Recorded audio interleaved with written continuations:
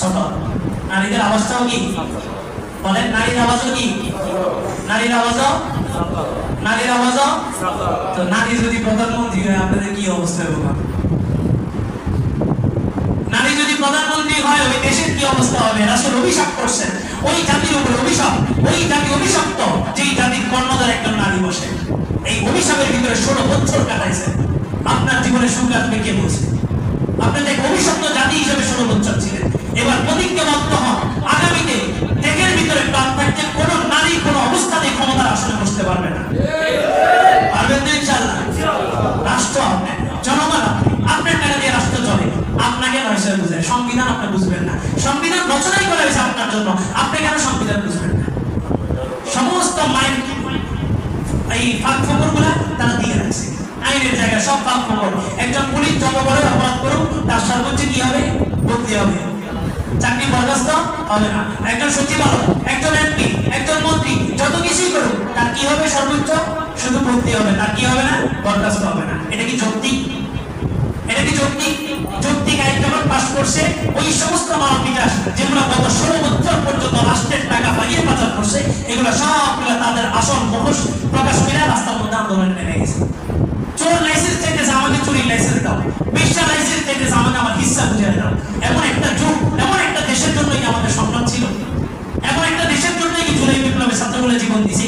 এমন একটা দেশের চিত্র দেখার জন্য? আল্লাহু আকবার।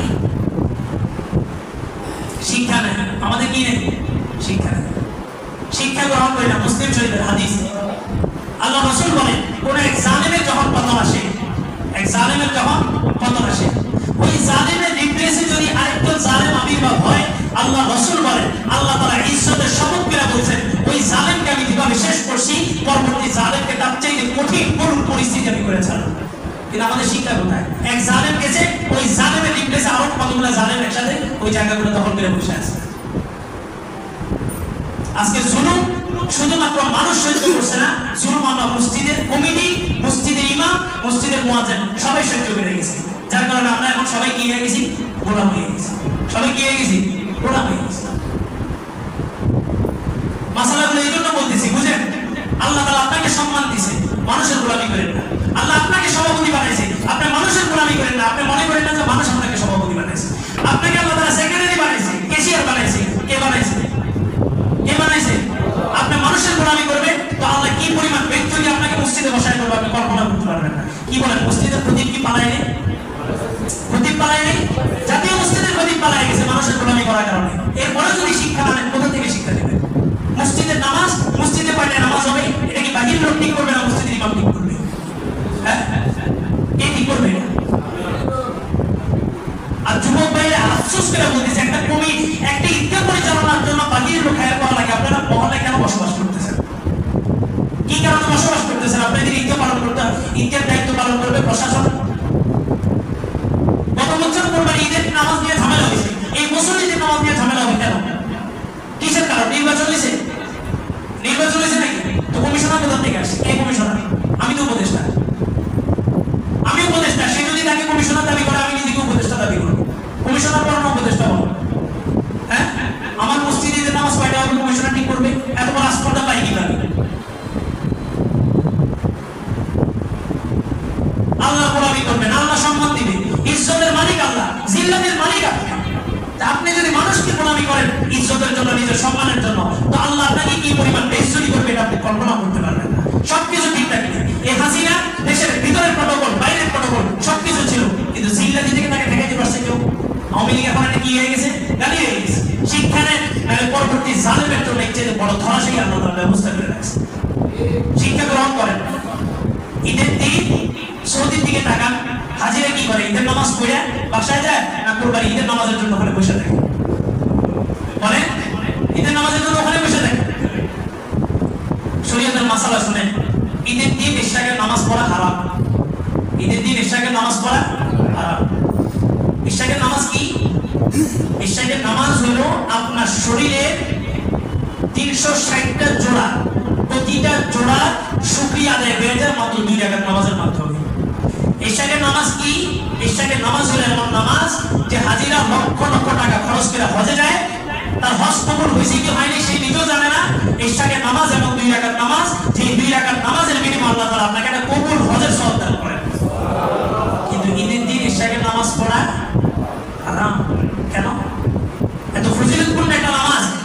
ঈদের দিন নামাজটাকে কেন হারাম করলেন আল্লাহ তাআলা? ঈদের নামাজটার জন্য একদম অবলম্বন করা হয়। ঈদের নামাজটা কখন পড়া হয়? একদম অবলম্বন। এক নম্বর মাসালা। দ্বিতীয় নম্বর মাসালা আসে জটিল মাসালা। আপনারা 8টায় নামাজ পড়েন, 8:30টায় নামাজ পড়েন, 9টায় পড়েন, 10টায় পড়েন, আমার কিছু দেয় আসে। কিন্তু বহু জায়গায় কসাইরা বিভিন্ন জায়গায় কন্ট্যাক্ট করার কারণে 6:30টাও কোরবানি দিয়ে দিতেছে না?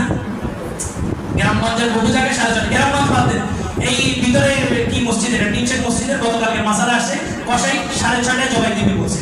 তা আমি বলছি নুরুদ্দিন সাহেবের ওখানে মনে হয় 6:30 বা 6টায় নামাজ হয়, ওখানে যদি নামাজ শেষে আপনার কোরবানি শুনি একটা না একটা মসজিদ তো আগে নামাজ পড়তে হবে। আপনি যদি 6টায় নামাজ পড়েন তাহলে 6টার পরে যেখানে পারুক কোরবানি দেখ, কোরবানি কি হয়ে যাবে, সহি হয়ে যাবে। কিন্তু সবগুলো মসজিদ যদি আপনি 7টা, 7:30, 8টায় নামাজ পড়েন, যে লোকটা নামাজের আগে কোরবানি দিয়েছে তার কোরবানি কি সহি হবে? হবে না। আল্লাহ রাসূলের দরবারে সাহাবী আসছেন গরু জবাই করে, রাসূল এখন নামাজে দাঁড়ান নাই, বললেন যে তোমার শরীরে রক্ত, তো বলে যে আমি পশু জবাই করে আসছি। তুমি কিসের পশু জবাই করছো? আমি তো এখন নামাজই পড়ি নাই। নামাজ যেহেতু পড়ার আগে জবাই করছো, যাবিহাদা, তুমি তোমার কোরবানির পশুটা আবার জবাই করতে হবে, আরেকটা পশু কিনে এনে জবাই করতে হবে, কোরবানি হবে না। তাহলে কোরবানির মধ্যে একটা সেনসিটিভ মাসালা, আপনার নামাজ বিলম্ব হওয়ার কারণে বহু মানুষের কোরবানি কিনতেছে, শেষ হয়ে গেছে। 2 নম্বর মাসালা, বুঝছেন মাসালা?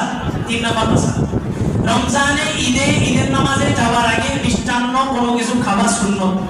খেজুর হইতে পারে, দই হইতে পারে, ফেন্ডি হইতে পারে, সেমাই হইতে পারে, যে কোনো কিছু খাওয়া সুন্নত। ঈদের দিন, কোরবানি ঈদের দিন নিজের কোরবানির গোশত রান্না কইরা ওই কোরবানির গোশত দ্বারা প্রথম নাস্তা করা সুন্নত। এবার বলে কোরবানি যদি 8টায় হয়, ঈদের নামাজ যদি 8টায় হয়, ঈদের নামাজের 1 ঘন্টার মধ্যে আপনি কোরবানি পশু জবাই করেন, সমানের সুযোগ পাবেন না। 9টায় যদি পশু জবাই দেন, 10টা, 11টা, 12টা, আপনি এক সুন্নত পালন করতে যায় যদি ডায়াবেটিসের রোগীও স্টক করবেন। তাহলে এটা কি কঠিন হলো না সহজ হলো? কঠিন করে দিলাম। এই সব সিচুয়েশনগুলোকে সামনে রেখে নামাজ কি আপনারা পড়বেন না কমিশনার পড়বে? আমার এখানে নামাজ কে পড়বে? আপনারা পড়বেন। টাইম আপনারা দিবেন না কমিশনার দিবে? এখন সিদ্ধান্ত হলো ঈদগাহ মসজিদের ঈদগাহ আন্ডারে আমরা 10টা বসে, ঈদগাহ আন্ডারে আমরা 10টা বসে কালেকশন। আপনার টাকা দেন, আমি এটা বললাম টাকা বহু উঠবে। আমি শুধু যদি বলি আপনার টাকা দেন, তাও কি উঠবে? টাকা কমিশনের সাথে দাঁড়ায় যদি বলেন বুখারী শরীফের হাদিস, কোরআন শরীফের আয়াত, কয় টাকা উঠবে? কয় টাকা উঠবে?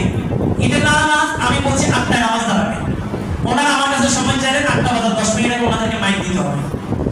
ঠিক আছে, 8টা বাজার 10 মিনিট আগে মাইক দিব, তবে শর্ত হলো বরাবর 8টা বলছি, 8টায় নামাজ দাঁড়াবে, 8টা এক হবে না। উনি দাঁড়াইলেন, বিশাল এক ডিস্ট্রিক্ট ইতিহাস শুরু হলো। আমি দেখলাম যে বরাবর 8টা বেজে গেছে। মুসল্লিকে আমার জন্য আসছে না কমিশনারের জন্য আসছে? আমার জন্য আসছে, আমার দায়িত্ব, আমি বরাবর 8টায় নামাজে দাঁড়িয়ে গেছি। ওনারা আমাকে হাদিয়া দিয়ে মূল্যায়ন করছেন। উনি জানেন না যে আমি এই সমস্ত হাদিয়া গণিও না। হাদিয়া যেটা দিচ্ছে আমি সভাপতিকে বলছি, হাদিয়া আপনাদের ঈদগাহ কমিটি যারা আছে এই নষ্ট মন মানসিকতা ওদেরকে বলবেন এই 2,500 টাকা আমি ওনাদেরকে হাদিয়া দিচ্ছি। আমার ঈদের নামাজ ঠিক হয়েছে, পশুরা আমি ঠিক আছে, আমি ঈদে গাবে বসা। আটের সন্তান আমাকে সভাপতিটা বললেন যে আপনার এখানে নামাজ পড়াইতে হবে। তাই বললাম যে ওখানে তো কথা দিয়ে রাখছে। উপর থেকে মুফতি সাহেব ফোন দিলেন, বললেন যে না, শহরের ঈদগাহ তোমার দরকার আছে, তুমি এখানে থাকো, ওখানে আরেকজনকে দিয়ে দেবো। আটের সন্তান ওখানে ক্যান্সেল করে এখানে আসা। আমি নিজেই প্রস্তাব দিছি, আমাকে প্রস্তাব দিবেন, আমি নিজেই প্রস্তাব দিছি ঈদগাহ আন্ডারে যেহেতু 10টা মসজিদ আছে, 10 বছর 10 জন ইমাম নামাজ পড়াবে, আমি একলা কেন পড়াবো? ঈদগাহ আন্ডারে আমি, আমার যেমন হক আছে, আরেকটা মসজিদের আপনার আরেক ইমাম আছে না, ওনার তো হক আছে, উনি আরেক বছর পড়াবেন। এতে কি হবে? ইমামদের বয়ানের অবস্থা মজবুত হবে, মুসল্লিরাও একটা আকর্ষণ থাকবে, এক বছর এক ইমাম সাহেব নামাজ পড়াবে, এটা একটা আকর্ষণ থাকবে। আমার ঈদগাহ কমিটি থেকে সিদ্ধান্ত দিবে আপনার আগামী বছর আইসেন না, ওই ইমাম তো আমি না, আমি সিদ্ধান্ত দিচ্ছি আপনার আগামী বছর আমি এখানে যাবো। ঈদগাহ পরিচালনা করবে যুবকরা প্রশ্ন দিলেন, সামনের নেতৃত্বে আসেন, আপনারা নেতৃত্বে আসবেন না, দুনিয়া 10টা মানুষগুলো নেতৃত্বে আসবে, এই মসজিদ ঈদগাহগুলোকে কলঙ্কিত করে ছাড়বে। আজকে সেই সিদ্ধান্ত দিয়েছে আমার এখানে 7:30টায় হবে। সে জানে না গত বছর রানী কমিশনার বাহাতে কি করছি, বাহার তো কমিশনার ছিল, ইলেকশনের মাধ্যমে কমিশনার হয়েছে, ওই পাহাড়ের সিদ্ধান্ত এখানে নেওয়া হয়নি। নির্বাচন ছাড়া আপনি কমিশনার, আপনি সিদ্ধান্ত আমাকে জানান, আচ্ছা ঠিক আছে সব মানলাম, সিদ্ধান্ত জানাইতেই পারেন। ওনাদের একটা কমিটি শৃঙ্খলাভাবে সব মসজিদগুলো চলুক, সিদ্ধান্ত ঈদগাহের খতিবকে, ঈদগাহ যেহেতু এই বছর আমি নামাজ পড়েছি খতিব আমি, তাহলে আপনি আমাকে ডাকছেন, আমাকে না ডাকে আপনি কার মাধ্যমে সিদ্ধান্ত নিলেন? বিষয়টা ছোট না। আমি আগেও 1 বছরের বয়সে বলছি সংসদ থেকে, বিষয়টা ছোট ছিল না, তারা বিসমিল্লাহ বাদ দিয়ে মূলত সংসদ থেকে নারী কমিশনের সমস্ত আইন বাস্তবায়নটা পুরো ইসলামটাকে মাইনাস করতে চেয়েছে। এই জন্য ওনাদের এই ছোটখাটো হস্তক্ষেপ এটা ছোটখাটো ভাবে দেখার সুযোগ নেই। আর আমার ওপেন কথা, আমি এখানে জুমা পড়া শেষ সময় হিসাবে, ঈদের নামাজ পড়া শেষ ঈদের নামাজ হিসাবে, আমার এখানে আপনার এগুলো দিয়ে আমার চাকরি চলতে হবে, আমার এটা চলতে হবে, ওই ইমাম আমি না। এটা যে কত বড় কঠিন দায়িত্ব, এটা এখানে বসার আগে যদি জানতাম, আল্লাহর নামে শপথ করে বলতেছি এখানে বসতাম না। এত কঠিন একটা দায়িত্ব এখানে বসে গেছে, এতগুলো মানুষের জিম্মাদারি নিয়ে। আমার একটা নামাজ আমি একা হিসাব দিব, কিন্তু এতগুলো মানুষের নামাজ ইমাম সবকিছু জিম্মাদারি নিয়ে আমার এখানে দাঁড়াতে হয়েছে। এবার বলেন, ঈদের দিনে 3টা মাসালা আপনাদের সামনে রাখছি, ঈদের নামাজ কয়টায় পড়বেন? কয়টায় দেওয়া যায়? হ্যাঁ, কয়টা? একটা টাইম ফিক্স করেন, ওই টাইমটাতে নামাজ দাঁড়াবে।